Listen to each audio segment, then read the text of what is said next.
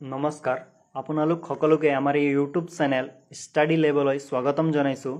আজি আমি অসম ভূগোলৰ কিছুমান গুৰুত্বপূৰ্ণ প্ৰশ্নসমূহ আলোচনা কৰিম। এই কুৱেশ্যনসমূহ আগন্তুক পৰীক্ষাৰ বাবে খুবেই ইম্পৰ্টেণ্ট। আহক তেনেহ'লে ভিডিঅ'টো আৰম্ভ কৰোঁ। আমাৰ প্ৰথম কুৱেশ্যনটো হৈছে ৱেৰ is the first mental hospital of north east located?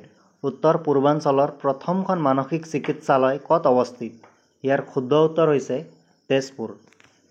উত্তৰ পূৰ্বাঞ্চলৰ প্ৰথমখন মানসিক চিকিৎসালয় লোকপ্ৰিয় গোপীনাথ বৰদলৈ আঞ্চলিক মানসিক স্বাস্থ্য প্ৰতিষ্ঠান তেজপুৰত অৱস্থিত। ইয়াক 1876 চনত স্থাপন কৰা হৈছিল।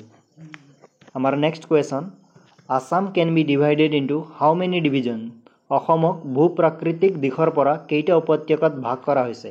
ইয়াৰ শুদ্ধ উত্তৰটো হৈছে 4টা।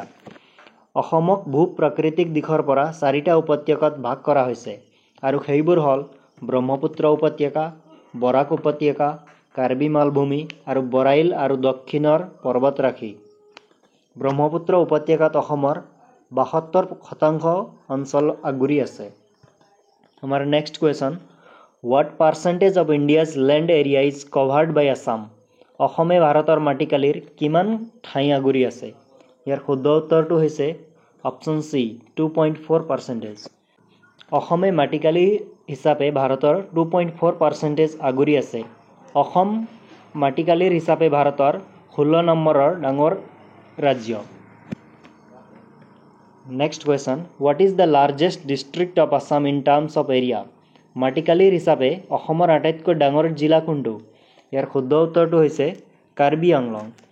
মাটিকালিৰ হিচাপত কাৰ্বি আংলং হৈছে অসমৰ আটাইতকৈ ডাঙৰ জিলা আৰু জনসংখ্যাৰ ফালৰ পৰা আটাইতকৈ বেছি জনসংখ্যা থকা ডাঙৰ জিলা হৈছে নগাঁও আৰু জনসংখ্যাৰ ঘনত্বৰ ফালৰ পৰা হৈছে Kamrup metro'. Next question, which is the largest wetland of Assam? অসমৰ আটাইতকৈ ডাঙৰ হ্ৰদ কোনটো? ইয়াৰ শুদ্ধ উত্তৰ হৈছে সোণবিল।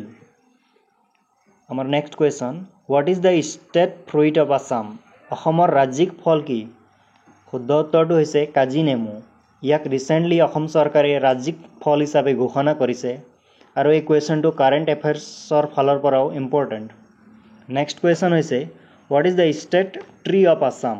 অসমৰ ৰাজ্যিক গছ কি? অসমৰ ৰাজ্যিক গছ হৈছে হোলং গছ।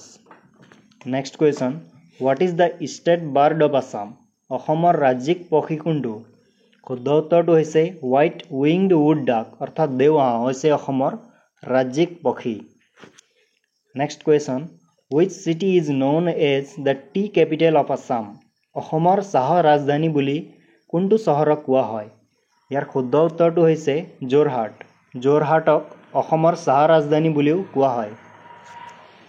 Which city is known as the oil city of Assam? অসমৰ তৈল নগৰী বুলি কোনখন চিটিক জনা যায়? ইয়াৰ শুদ্ধ উত্তৰটো হৈছে ডিগবৈ। ডিগবৈ হৈছে ভাৰতৰ ভিতৰতে আটাইতকৈ পুৰণি তৈল ক্ষেত্ৰ। What percentage of India's population leaves in Assam? জনসংখ্যাৰ ফালৰ পৰা ভাৰতত কিমান শতাংশ অসমত বাস কৰে? ইয়াৰ শুদ্ধ উত্তৰটো হৈছে 2.6%। নেক্সট কুৱেশ্যন, অসমৰ জনসংখ্যাৰ ঘনত্ব প্ৰতি বৰ্গ কিলোমিটাৰত কিমান জন? ইয়াৰ শুদ্ধ উত্তৰটো হৈছে 398 জন প্ৰতি বৰ্গ কিলোমিটাৰত। Next question, in which side does the number of mountain is less? অসমৰ কোনটো দিশৰ সীমাত পাহাৰৰ পৰিমাণ আটাইতকৈ কম? ইয়াৰ শুদ্ধ উত্তৰটো হৈছে পশ্চিম দিশত। Next question, when did Assam province formed? অসম প্ৰদেশ কেতিয়া গঠন হৈছিল? অসম প্ৰদেশ গঠন হৈছিল 1874 চনত। What is the literacy rate of Assam? অসমৰ শিক্ষাৰতাৰ হাৰ কিমান? ইয়াৰ শুদ্ধ উত্তৰ হৈছে 72.19%। Next question, what is area of Assam? অসমৰ মাটিকালি কিমান? ইয়াৰ শুদ্ধ উত্তৰটো হৈছে 78438 বৰ্গ kilometre. Next question, what is the percentage covered by forest of the area of Assam? অসমৰ মাটিকালিৰ কিমান শতাংশ বনাঞ্চলে আগুৰি আছে? ইয়াৰ শুদ্ধ উত্তৰ হৈছে 34%। নেক্সট কুৱেশ্যন, ভাৰতৰ আটাইতকৈ পুৰণি তৈল ক্ষেত্ৰৰ প্ৰথম খনন কাৰ্য কেতিয়া আৰম্ভ হৈছিল?